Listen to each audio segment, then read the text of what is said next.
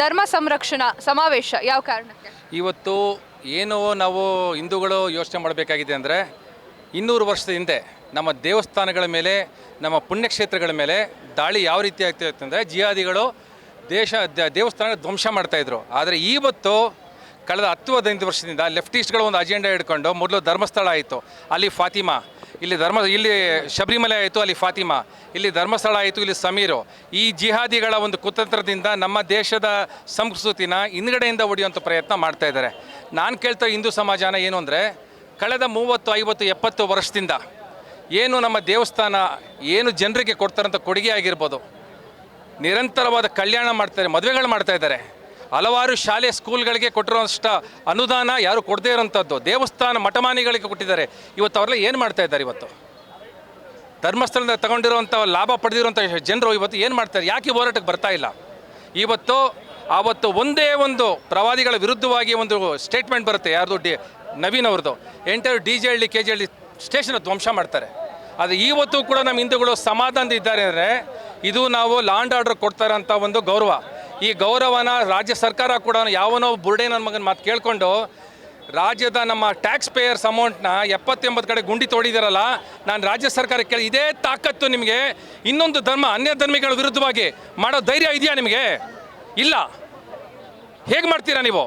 ಒಂದು ಪವಿತ್ರವಾದ ಧರ್ಮಸ್ಥಳದ ಗುಂಡಿ ತೊಳ್ತಾ ಇದ್ದೀರಾ ಅಂದರೆ ಯಾರ ಮಾತು ಕೇಳಿದ್ದೀರಾ? What is this criteria? ಅವನು ಯಾರು? ಅವನು ಒಬ್ಬ ಅಬ್ಬೆಪಾರಿ ನನ್ನ ಮಗ ಬಂದು ಬೀದಿಲಿ ಗುಂಡಿ ಇದೆ ಅಂತ ಹೇಳಿದ್ರೆ ನೀವೇ ಗುಂಡಿ ತೋಡ್ತೀನಿ ಅಂದರೆ ವಾಟ್ ಕೈಂಡ್ ಆಫ್ ಇಂಟೆಲಿಜೆನ್ಸ್ ಸರ್ಕಾರ ಅದಿದೆ ಇವತ್ತು? ಇದ್ರ ಬಗ್ಗೆ ನಾವು ಇವತ್ತು ಸರ್ಕಾರಕ್ಕೆ ಕೇಳ್ತಾ ಇದ್ದೀವಿ, ಇಂಥ ಕುಚೇಷ್ಟೆಗಳಿಗೆ ಬಿಟ್ಟು ನಿರಂತರವಾದ ಕರೆಕ್ಟಾಗಿರುವಂಥ ತನಿಖೆ ಮಾಡಿ. ನಾವು ಕೂಡ ಸೌಜನ್ಯ ಪರವಾಗಿ ಇದ್ದೀವಿ. ಆದರೆ ನಮ್ಮ ಧರ್ಮಸ್ಥಳದ ವಿಚಾರಕ್ಕೆ, ನಮ್ಮ ಧರ್ಮಕ್ಷೇತ್ರಗಳ ವಿಚಾರಕ್ಕೆ ಬಂದರೆ ನಾವು ಹಿಂದೂಗಳು ಸುಮ್ಮನೆ ಇರೋದಿಲ್ಲ. ಓಕೆ ಸರ್, ಇವಾಗ ಹೇಳಿ, SIT ತನಿಖಾ ತಂಡವನ್ನು ರಚನೆ ಮಾಡುತ್ತೆ, ತದಾದ ನಂತರ ಒಂದಿಷ್ಟು ಕಡೆಯಲ್ಲಿ ಗುಂಡಿಯನ್ನು ಕೂಡ ಅಗೆಯುತ್ತೆ, ಅದಾದಮೇಲೆ 17ನೇ ಗುಂಡಿ ಆದಮೇಲೆ ನಿಲ್ಲಿಸ್ಬಿಡುತ್ತೆ, ಅದಾದಮೇಲೆ ಸದನದಲ್ಲಿ ಅದರ ಬಗ್ಗೆ ಚರ್ಚೆ ಆಗುತ್ತೆ, ಅದಾದಮೇಲೆ ರಿಯಲ್ ಫೇಸ್ ಹೊರಗಡೆ ಬರುತ್ತೆ. ಹೌದು ಮೇಡಮ್, ಖಂಡಿತವಾಗ್ಲೂ ನೋಡಿ, ಇದು ನಮ್ಮಲ್ಲಿ ನಮ್ಮ ಹಿಂದೂ ಧರ್ಮದ ಮೇಲೆ ಮತ್ತು ಹಿಂದೂ ದೇವಸ್ಥಾನಗಳ ಮೇಲೆ ಮತ್ತು ಹಿಂದೂ ಭಾವನೆಗಳ ಮೇಲೆ ಸುಮಾರು ಇವತ್ತಿಂದ ಮಾತ್ರ ಅಲ್ಲ, ಸುಮಾರು 1000 ವರ್ಷಗಳಿಂದ ನಿರಂತರವಾಗಿ ಆಕ್ರಮಣಗಳು ಮಾಡ್ಕೊಂಡು ಬರ್ತಾ ಇದ್ದಾರೆ. ಅದರದ್ದೇ ಮುಂದುವರೆದ ಭಾಗವಾಗಿ ಈಗ ಕೆಲವು ವರ್ಷಗಳ ಹಿಂದೆ ಶನಿ ಸಿಂಗಾಂಪುರದ ಮೇಲೆ ಇದೇ ರೀತಿ ಒಂದು ಅಟ್ಯಾಕ್ ಮಾಡ್ತಾರೆ. ಅದಾದಮೇಲೆ 4-3 ವರ್ಷಗಳ ಹಿಂದೆ ಶಬರಿಮಲೆ ಮೇಲೆ ಅಟ್ಯಾಕ್ ಮಾಡ್ತಾರೆ. ಮತ್ತು ಈವಾಗ ಕೆಲವು ವರ್ಷಗಳ ಹಿಂದೆ ಮತ್ತೆ ಸದ್ಗುರು ಈಶಾ ಫೌಂಡೇಶನ್ ಮೇಲೂ ಸಹ ಅಟ್ಯಾಕ್ ಆಗುತ್ತೆ. ಈಗ ಈ ಒಂದಷ್ಟು ಲೆಫ್ಟಿಸ್ಟ್ಗಳು ಮತ್ತು ಎಡಪಂಥೀಯರ ಒಂದು ಷಡ್ಯಂತ್ರದಿಂದ ಧರ್ಮಸ್ಥಳದ ಮೇಲೆ ಕೂಡ ಇವತ್ತು ಒಂದು ಪ್ರಯೋಗವನ್ನು ಮಾಡ್ತಾ ಇದ್ದಾರೆ. ಯಾವುದೇ ಕಾರಣಕ್ಕೂ ಇವರು ಎಷ್ಟೇ ಪ್ರಯೋಗ ಮಾಡ್ಕೊಂಡು ಬಂದರೂ ನಿರಂತರವಾಗಿ ನಾವು 1000 ವರ್ಷಗಳಿಂದ ಇವರ ವಿರುದ್ಧ ಹೋರಾಟ ಮಾಡಿಕೊಂಡು ಗೆಲುವನ್ನು ಸಾಧಿಸ್ಕೊಂಡೇ ಬಂದಿದ್ದೀವಿ. ಇಲ್ಲಿಗೆ ಇವ್ರದ್ದು ಖಂಡಿತವಾಗ್ಲೂ ಇನ್ನು ಮುಂದಕ್ಕೆ ಇವ್ರದ್ದು ಯಾವುದೇ ರೀತಿಯ ಒಂದು ಆಕ್ರಮಣಗಳನ್ನು ನಾವು ಸಹಿಸ್ಕೊಳ್ಳೋದಿಲ್ಲ. ಹಿಂದೂ ಸಮಾಜ ಇವತ್ತು ಒಗ್ಗಟ್ಟಾಗಿದೆ ಮತ್ತು ಹಿಂದೂ ಸಮಾಜ. ಒಂದು ನಿಮಿಷ ಸರ್, ನೀವು ಎಲ್ಲಿಂದ ಬಂದಿರೋದು? ನಾವು ಬೆಂಗಳೂರಿಂದ ಸರ್, ಇಲ್ಲಿ ನೋಡ್ತಾ ಹೋದ್ರೆ ಮಂಗಳೂರವರೇ ಜಾಸ್ತಿ ಇದ್ದಾರೆ, ಬೆಂಗಳೂರವ್ರು ಈ ಒಂದು ಸಮಾವೇಶಕ್ಕೆ ಬಂದಿಲ್ಲ. ಇಲ್ಲ ಮೇಡಮ್, ಬೆಂಗಳೂರಿನವರು ಇದ್ದಾರೆ, ಮಂಗಳೂರಿನವರು ಇದ್ದಾರೆ, ಇಡೀ ಕರ್ನಾಟಕದ ಎಲ್ಲ ಹಿಂದೂ ಧರ್ಮದ ಎಲ್ಲ ಪಂಗಡದವ್ರೂ ಇಲ್ಲಿದ್ದಾರೆ. ನೀವು ಒಂದು ಸ್ವಲ್ಪ ನೋಡಿದರೆ ನೀವು ಕಾಣಿಸ್ತದೆ, ಎಲ್ಲ ಧರ್ಮದವರು ಇದ್ದಾರೆ, ಮಂಗಳೂರಿನವರು ಇದ್ದಾರೆ, ಬೆಂಗಳೂರಿನವರು ಇದ್ದಾರೆ.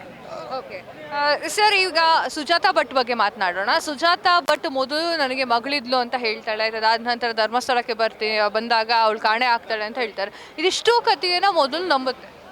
ನೋಡಿ, ನಾನು ಹೇಳ್ತಾ ಇರೋದು ಇವತ್ತು ನಮ್ಮ ವ್ಯವಸ್ಥೆ ಹೇಗಿದೆ ಅಂದರೆ ಯಾರೋ ಅನಾಮಿಕ ವ್ಯಕ್ತಿ ಬಂದು ಅವ್ರಿಗೆ ಗೊತ್ತು ಇಲ್ಲ, ದೆಸೆ ಇಲ್ಲ, ಏನೂ ಇಲ್ಲದೆ ಇರೋ ವ್ಯಕ್ತಿಗಳು ಒಂದು ಇವತ್ತು ಪಬ್ಲಿಕ್ಕಲ್ಲಿ ಒಂದು ಹೇಳಿಕೆ ಕೊಡ್ತಾರೆ. ಅವನು ಕುಲಂಕುಷ ಪರಿಶೀಲನೆ ಮಾಡಿ ರಾಜ್ಯದ ಉನ್ನತವಾದ SIT ತನಿಖೆಗಳನ್ನ ಆ ವ್ಯಕ್ತಿಗಳನ್ನ ನಂಬ್ಕೊಂಡು ಮಾಡ್ತಾ ಇದ್ದಾರೆ ಅಂದರೆ ಇವತ್ತು ಯಾವ ಮಟ್ಟಕ್ಕೆ ನಮ್ಮ ರಾಜ್ಯ ಸರ್ಕಾರ ಇದಕ್ಕೆ ಕುಮ್ಮಕ್ಕು ಕೊಡ್ತಾ ಇದೆ. ಗೊತ್ತಿಲ್ಲದಿರೋ ವ್ಯಕ್ತಿ, ಅವಳು ಯಾರು ಅಂತ ಗೊತ್ತಿಲ್ಲ, ಆಕೆ ಬಂದು ಆಕೆ ಮೇಲೆ ಪ್ರೆಷರ್ ಹಾಕಿದ್ದಾರೆ. ಇವತ್ತು ಒಪ್ಪ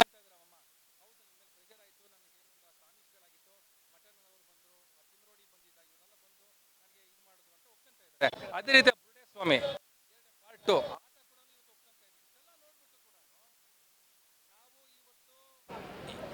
ರಾಜ್ಯ ಸರ್ಕಾರ ಮತ್ತೆ ಬೇಲ್ ಕೊಟ್ಟು ಬಿಟ್ಟಿದೆ ಅಂದರೆ ಅವ್ರನ್ನ 3 ಜನ ಜಗದೀಶ್ ಅನ್ನೊಬ್ಬ ಲಾಯರ್ನ, ತಿಮ್ರೋಡಿ ಅನ್ನೋನ್ನ ನಕಲಿ ಲಾಯರ್ನ, ಇನ್ನು ತಿಮ್ರೋಡಿ ಅನ್ನೊಬ್ಬ ತಿಮ್ಮನ್ನ ಅಥವಾ ಇನ್ನೊಬ್ಬ ಯಾರದು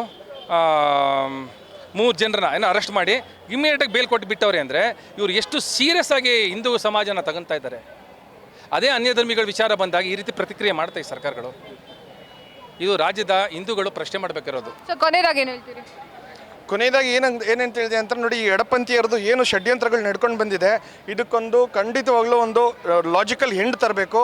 ಮತ್ತು ಅವ್ರು ಇದೇ ರೀತಿಯಾದ ಮುಂದೆ ಯಾವುದು ಪ್ರಯತ್ನವನ್ನು ಮಾಡೋಕ್ಕೆ ಹೋಗಬಾರ್ದು. ಕ್ಷಣ ಕ್ಷಣದ ಸುದ್ದಿಗಳಿಗಾಗಿ ಫ್ರೀಡಂ ಟಿವಿ ಸಬ್ಸ್ಕ್ರೈಬ್ ಮಾಡಿ, ಲೈಕ್ ಮಾಡಿ ಹಾಗೂ ಫಾಲೋ ಮಾಡಿ. ಹೊಸ ಸುದ್ದಿಗಳ ನೋಟಿಫಿಕೇಶನ್ಗಾಗಿ ಬೆಲ್ ಐಕಾನ್ ಮೇಲೆ ಕ್ಲಿಕ್ ಮಾಡಿ.